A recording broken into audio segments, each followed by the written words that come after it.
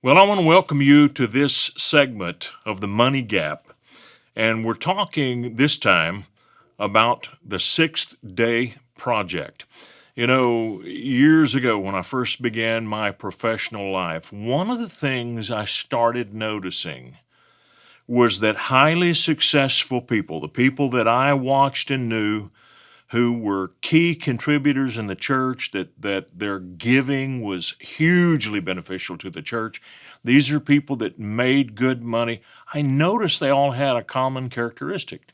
They were all 6-day workers. Now, that doesn't necessarily mean that they worked all day on Saturday, but none of them seemed to be bound by a 40-day or 40-hour work week. They all seemed to be the kind of people who would do that little bit extra. And I began to think about the scriptures and what the Bible has to say about the 6 days of work. And in Exodus chapter 20 and verse 9, 6 days shall you labor and do all your work. And of course, when we read this in the Bible, we see it's a restrictive thing. That's the way most of us take it. We're to have a day of rest, which is a good thing. But what I began to see was it was not only telling us that we needed a day of rest, but at the same time that we had 6 full days to get done what we needed done. And a lot of people don't take that. You know, the 5-day, 40-hour work week is a relatively new thing. Ask any farmer if this works for them. And I'm not suggesting that you have to go to work all day Saturday and give up your time off. I'm not suggesting that, but I want you to start thinking about a 6th-day project and how it might be done with time you already have.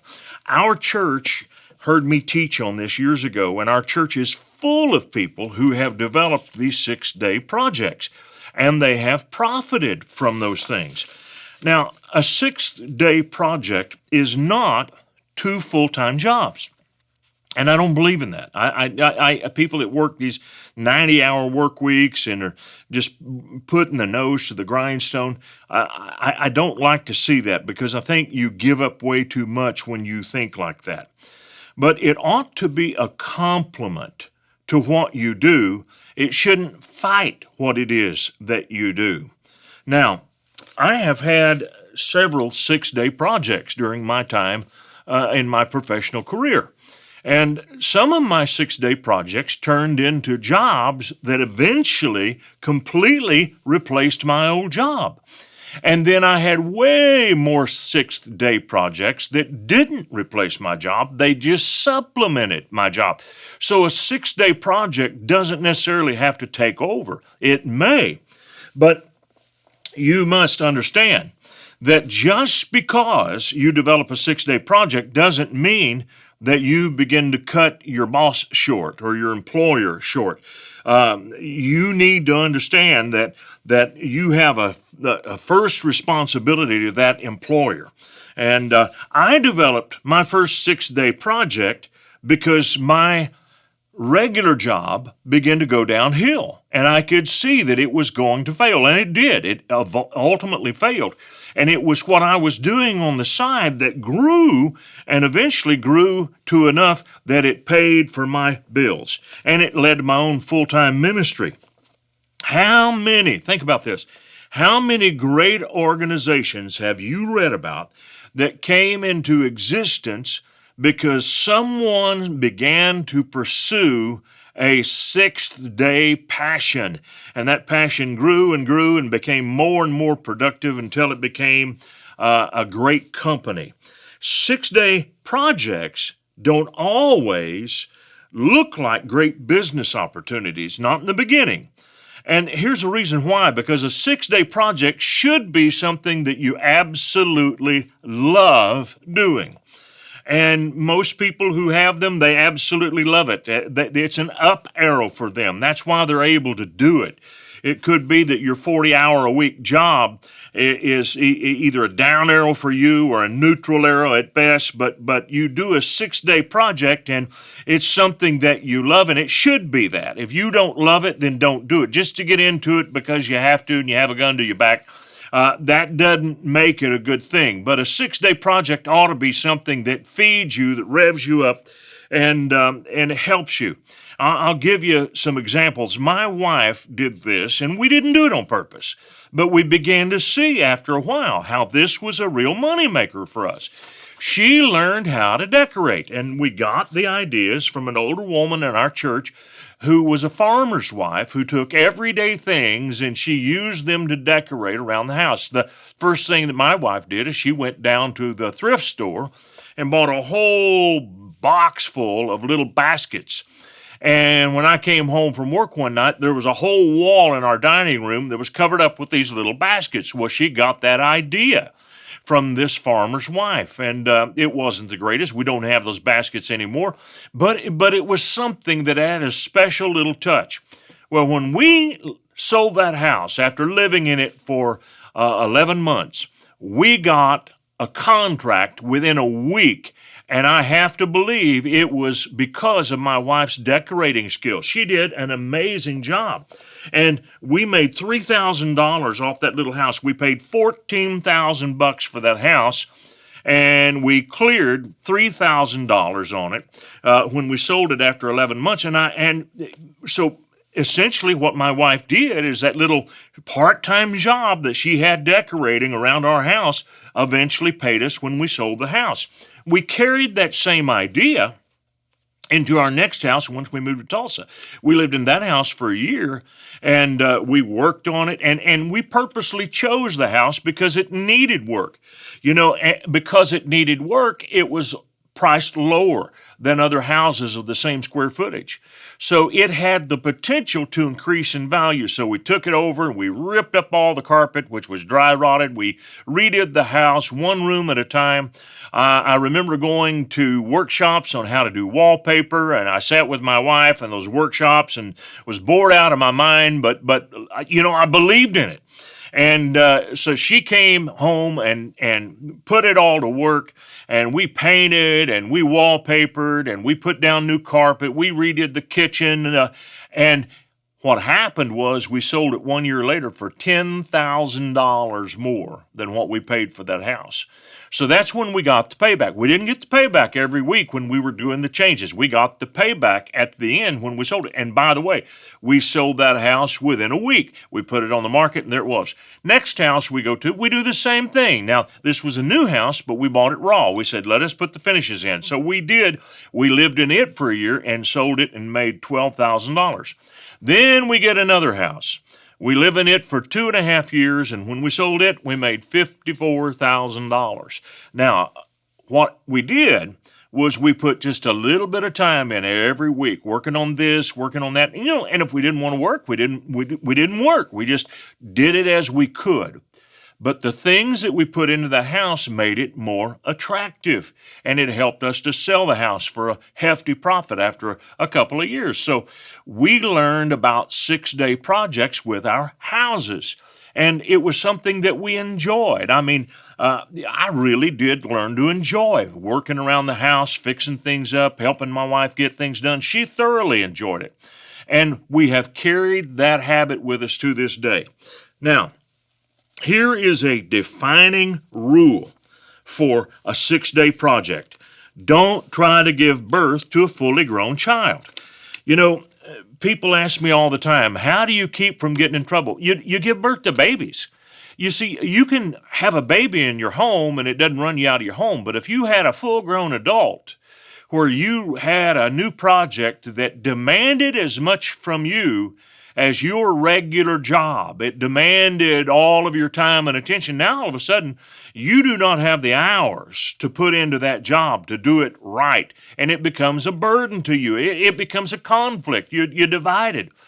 But a baby doesn't take away from the relationship. Some might argue this, but a baby, is a natural way to increase, and that's what you do with a 6-day project.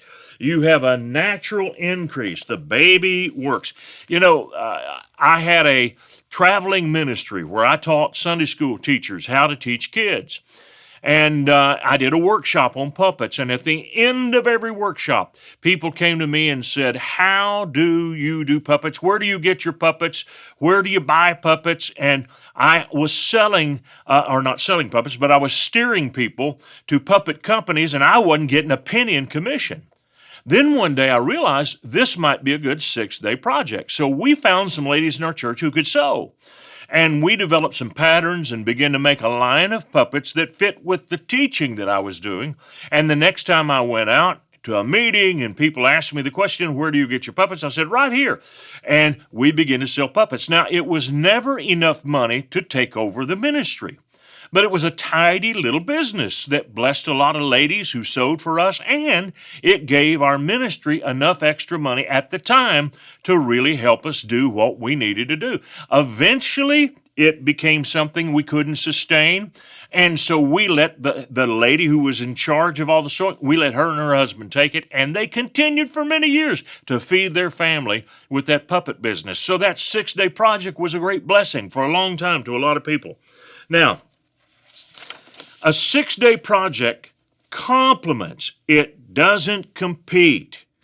And that's why it's so important that if you do have one of these, you make sure you take care of your job.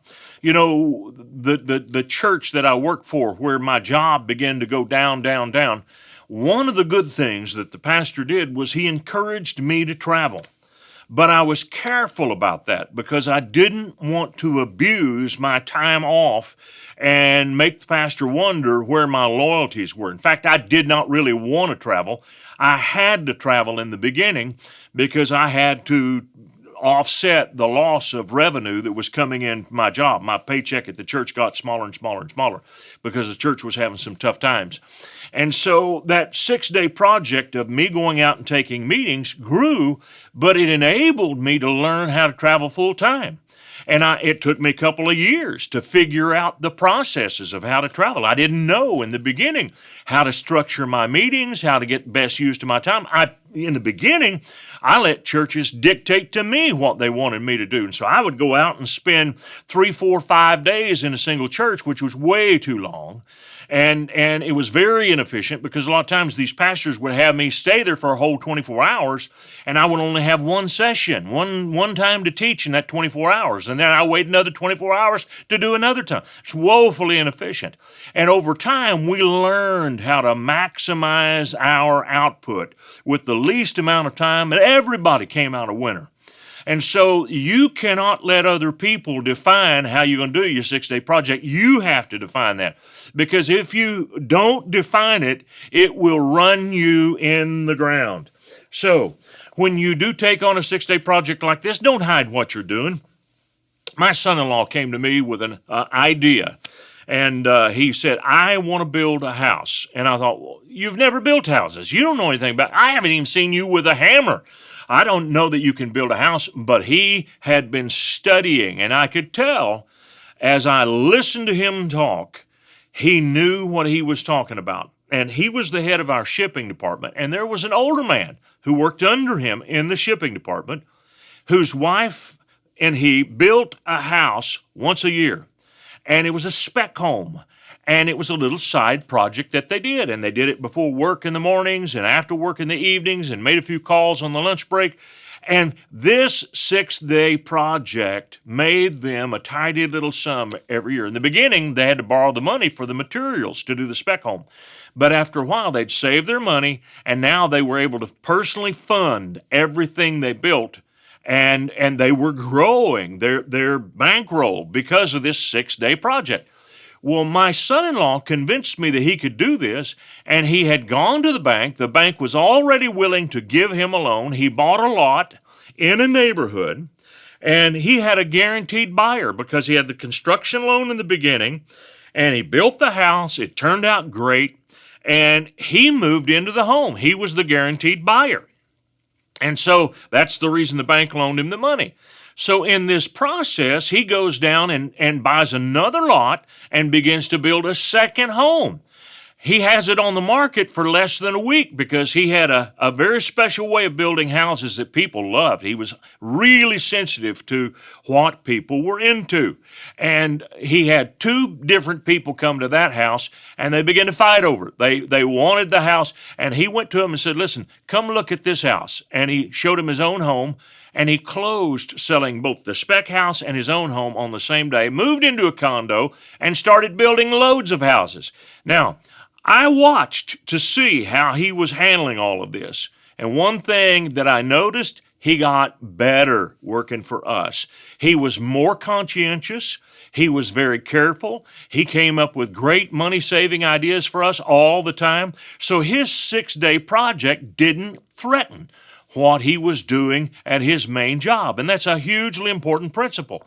If you do a 6-day project, you make sure it stays 6-day, that it doesn't take away from your job if you want your employer to be happy with you.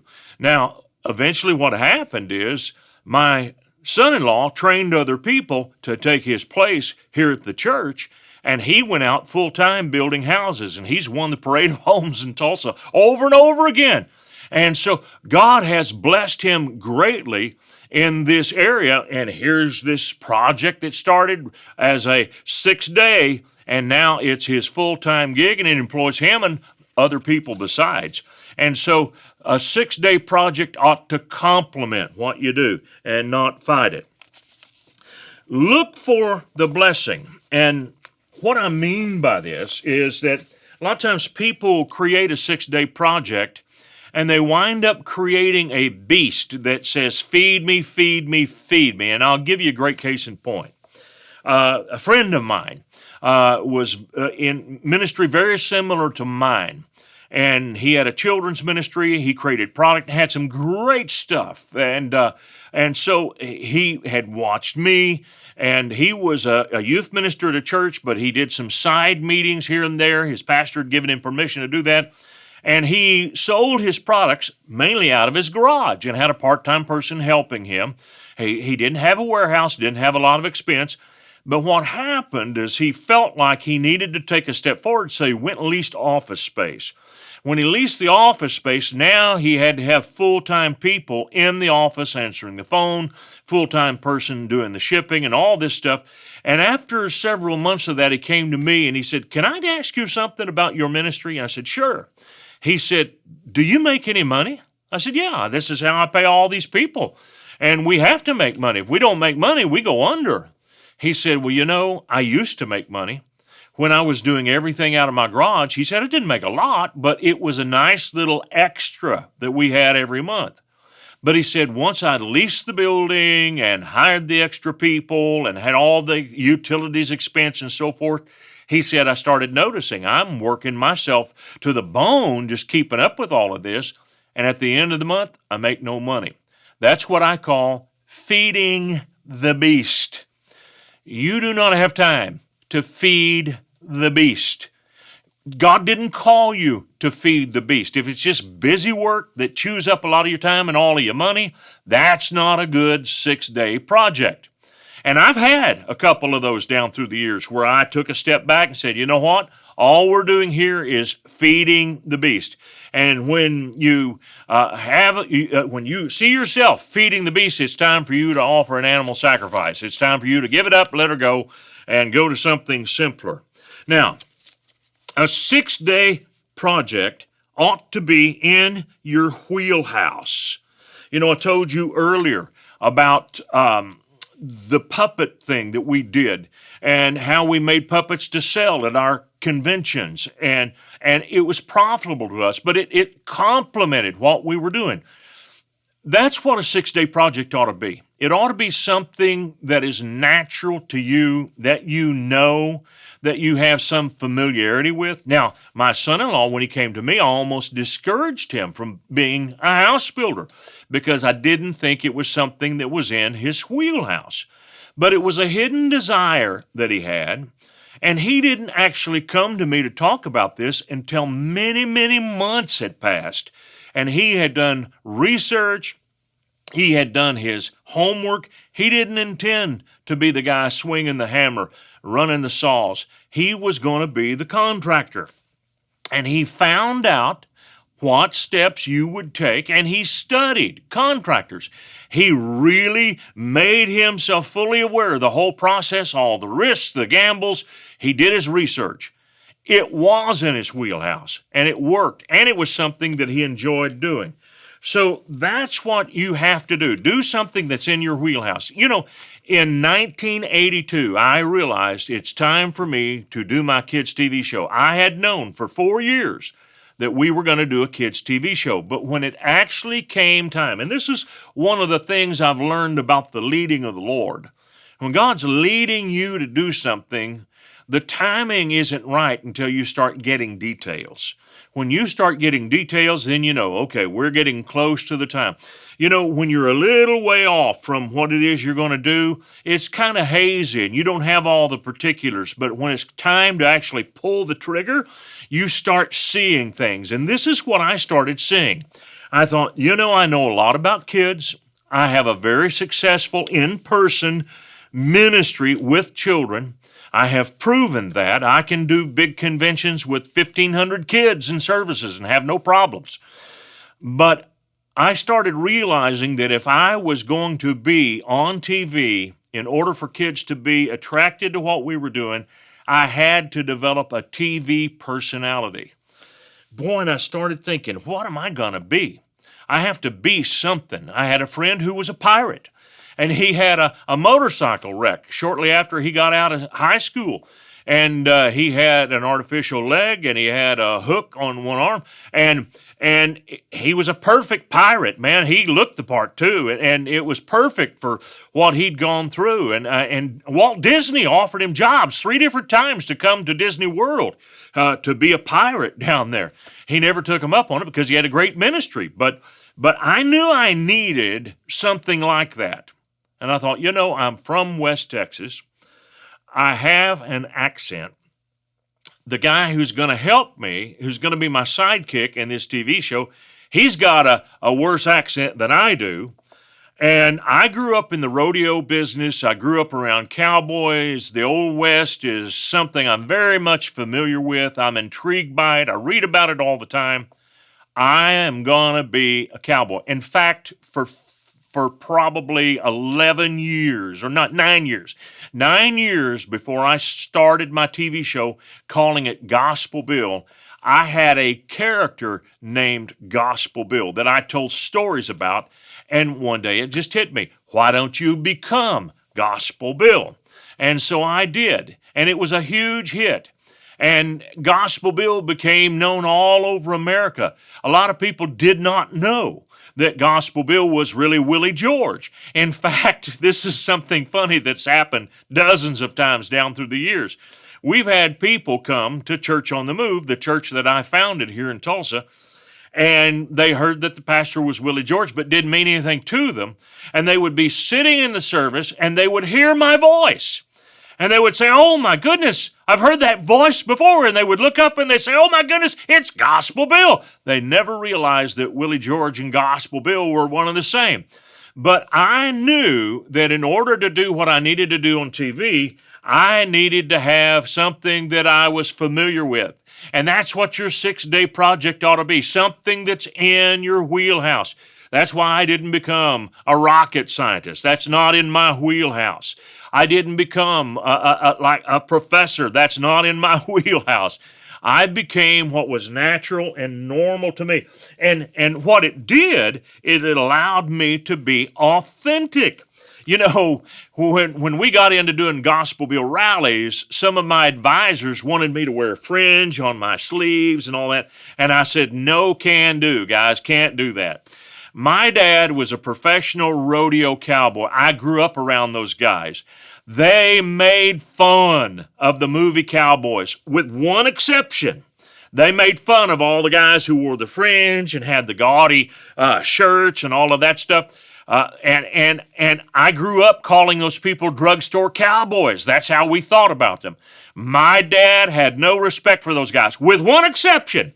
There was one exception, that he and all the other cowboys in the professional rodeo business, they all had great respect for Roy Rogers because they knew Roy was the real deal. And if you've ever watched any of Roy Rogers' movies, you know he was for sure a real cowboy. So they had no problem with him.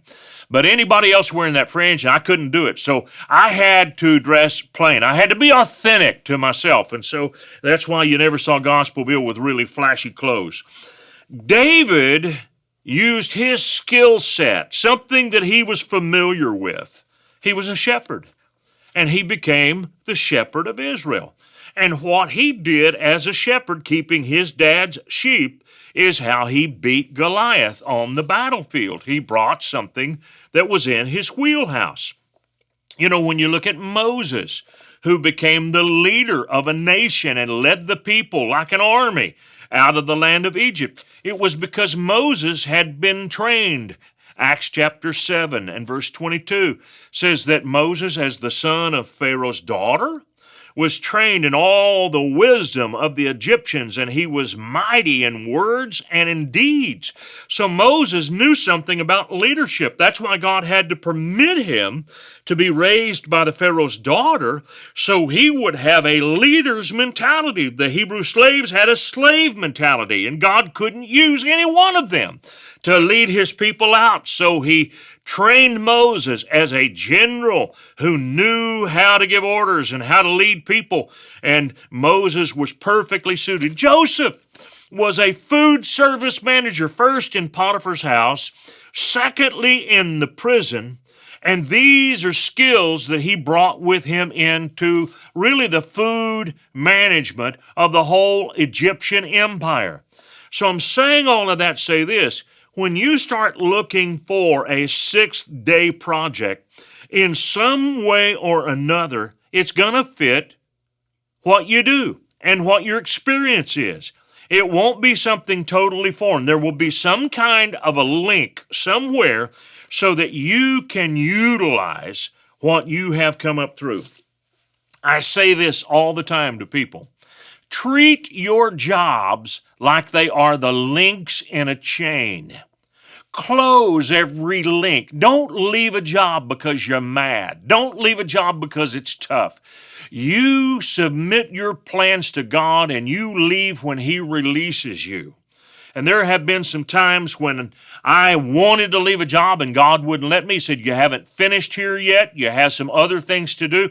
And so I stayed until God released me. And as a result, I carried with me every one of those stages and phases that I went to. And each phase was a completed phase. And even when I hauled hay, and I didn't like hauling hay, it's not a lot of fun to haul hay, but I have taken so many lessons from the hayfield into the ministry with me even today. People say, where did you get your work ethic? Simple. I got it in the hayfield. Where did you get your passion for finishing things? I got it in the hayfield. I learned in that hayfield how to do things right. I learned that if we wanted to be called back to do a job for a farmer, we couldn't cut him short. We had to do everything right, and we did. And for that reason, I was equipped to go into ministry because I learned how to finish what I started. And so God's going to use something to train you. He's going to do something to prepare you for the 6-day project that you have. Now, let me show you how this works. I'm going to tell you some stories. There's a man in our church named Larry. Larry is an expert on Shelby Cobra cars, and he has been involved in the car building business for a long, long time. But he found out that there were times when his shop was going to be idle, and they needed work, but there was nobody to come along and order a custom Shelby car at the time. So you know what he did? He sat down and started thinking. He heard me teach this, and he said, I could take my shop, the one that I have right now, without buying any new equipment, and I can develop a sideline that we can give attention to when we need to, and we pull back when we don't have time to do it. He started making storm shelters. You can sell storm shelters anywhere in Oklahoma. And he jumped on board with that and added this little 6-day project to his job. And it has made a huge difference for him. I got a friend named Buddy. Buddy and I were in a rock and roll band together years and years ago. Of course, Buddy had several careers. But when Buddy retired from his main gig, and he worked for a pipe company out in western Oklahoma, Buddy decided that he wanted to keep doing some things. And one of the things that he was really good at was building amplifiers. And so Buddy ordered all of these parts so that he could build about an amplifier a month. But he also found a side business. He found out that loads of those parts were extremely hard to get. And so every day, Buddy ships out orders of hard-to-find amplifier parts in a secondary business that he does on eBay. It's just a great 6-day project. It's not a huge deal, but it's enough for him to stay busy. It's extra income now that he's retired, and he's got this amazing thing that is a beautiful idea. And it works because it fits his wheelhouse. So our athletic director that was here with us so many years at Church on the Move and Lincoln Christian School did a 6-day project. It wasn't what you would think. He went to night school and he got his master's degree. When he earned his master's degree, now his earning power goes up tremendously. And he has been able to continue to climb in his professional career and get some of the top jobs in the state of Oklahoma. In fact, he is the first private school administrator to be on the board of our state's athletic association. And a lot of that had to do with the fact that he had that degree. It was a 6-day project. It didn't pay him anything while he was doing it. It's after he got it done. And I want to say that maybe there's something missing in your education. Maybe there are some classes that you could take, and it might be something you do during night school or a little bit extra here or there, and you apply that time to build this new thing, and it gives you an increase in pay. Think about a 6-day project like that. Now, take time from your personal schedule for a 6-day project, not from your family schedule. When I developed my 6-day projects early on, I had kids and a wife, and I had grown up without a lot of family time, and I was very much motivated not to cheat my kids. So here's the way I thought. I've got my time with my family, and I got my job, and I have my free time, some of my hobby time here. It's not a lot, but I do have some of that. I'm not going to give up time with my family, can't give up time with my job, but I can give up hobby time. And so for many years, I gave up my hobbies. I ran around pastors. I saw lots of pastors who had memberships at country clubs, or they played golf a lot, or they did this or did that. They had lots of extra hobbies that they did. I could not afford that. And so I gave up my hobby time so that I could invest in a 6-day project. And one of the things I've learned, you cannot have great things unless you are willing to give up some good things. And I tell young people all the time, you can't have it all. If you want something great, there will be a period, not your whole life, but there's going to be a period where you have to sacrifice. You have to give up something to get something else. I remember when I was a football player in high school, I got tired of being knocked around, and I did. I got knocked on my butt all the time on the field, and the coaches would holler at me, and I got tired of that. I thought, you know what? My dad's going to make me play football whether I want to or not. I'm out here. I'm getting tired of getting killed. And that was in a high school with 175 students. Then we moved, and we moved into a high school with 2,600 students, and I thought, I really got to do something. Fortunately, in the new high school, they had a weight program. So I got into weights, and I worked out, but I started realizing something. I work out the same as the team. I'm not gaining on them. They're gaining too, right along with me. If I want to beat them, I got to work out extra. Well, the problem was they closed down the weight room right after school, so I had to get out. They ran me out of there every afternoon. So I went home, and I started looking around the house for things that I could do, and we didn't have any weights. So I learned how to stand on my head in the hallway and do push-ups upside down. That was better than doing a regular push-up. When my brother would get home from school, I'd have him sit on my shoulders. I'd put my legs up in the bed, and I would do push-ups with him on my shoulders. I did hundreds of setups, not 30, 40, 100. I did hundreds of them. I kept building my core and doing setups. Then I would skip rope to build up my calves.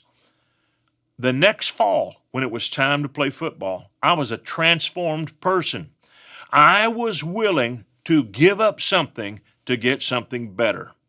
And that's the way all of life works. This is the principle on which Jesus builds his kingdom. Listen to what he said in Mark 8:34. Whoever desires to come after me, let him deny himself and take up his cross and follow me. When most Christians hear that verse, they completely misunderstand it. They think that what Jesus is saying, you got to die. You got to give everything up. You can't have anything. Jesus doesn't want you to have anything. That isn't what he's saying. What Jesus is saying here is, I want you to have something great. I want you to have better than what you've got now. But in order to have better than what you've got now, you're going to have to be willing to give something up. You see, we're all called to crosses. It's not just a cross that you give up once here or there. It's something we do continually. And all crosses are temporary. You know, when you think about Christ, he wasn't on the cross for years. He wasn't on the cross for a full day. And I'm not making light of it. Nobody ever suffered like Christ suffered when he was on the cross. But all crosses in Christ lead to a glorious, glorious resurrection. And that's a lesson I learned a long time ago.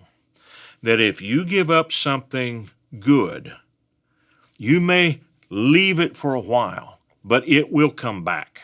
And when it comes back, it's going to be glorified. You know, a few weeks after I gave my heart to Christ, I had a girlfriend, my first steady girlfriend, didn't want to break up with her. But when I would request prayer for her at church, because she was not a believer, the people there at first were kind to me, but finally one night the lady said to me, Willie, you need a girlfriend who loves God as much as you.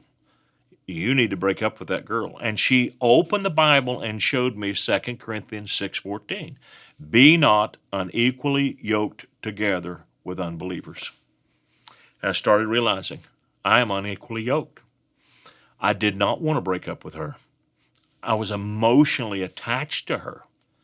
But the more I thought about that verse, the more I realized it's the best thing both for me and for her. And I did break up with her.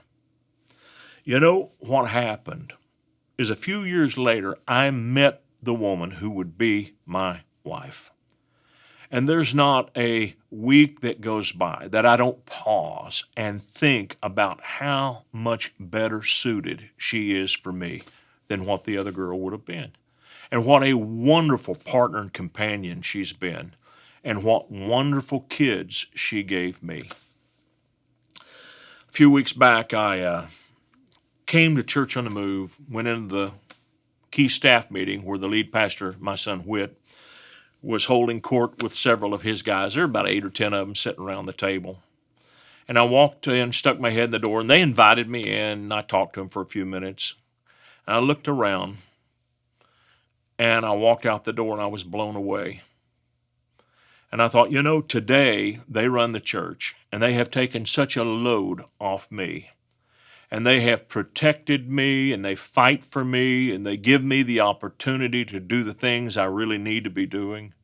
And they have kept this ministry running very smoothly. But you know what I saw? 180, 180, 180, 180, all around the table were young men and women who started in our youth ministry called 180. And that's where they all came from. And I remember back in 1995 when I gave up a lot of my time to invest in those teenagers, I thought I was saving those teenagers. I thought, you know what? I'm going to give up meetings. I'm going to give up traveling. I'm going to give up this and I'm going to give up that so that I can reach these teenagers. And in 1995, I thought I was saving them, but I wasn't. They were saving me. That group of kids has become the backbone of this church. And what I gave up, I got back, but I got it back glorified. One of my great mentors, Dr. Edwin Lewis Cole, said this, and I've never forgotten it. Every death in Christ is followed by a glorious resurrection. So if you need time for your 6-day project, maybe you take it out of your personal time, not a whole 40-hour week. I'm talking about a few hours a week, and watch to see what God does to pay you back. Because it's when you give up something good that you wind up with something great.